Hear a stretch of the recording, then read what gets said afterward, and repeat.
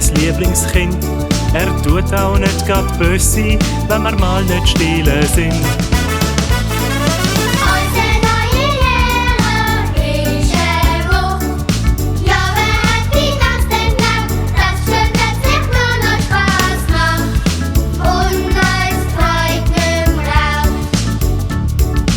Sehr musikalisch und was er macht ist gut. Wenn einer etwas nicht schafft, macht er ihm wieder Mut.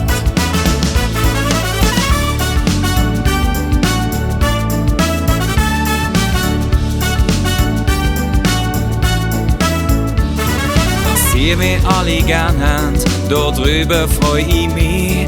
Ihr könnt mir ruhig vertrauen, ich lass euch nicht im Stich.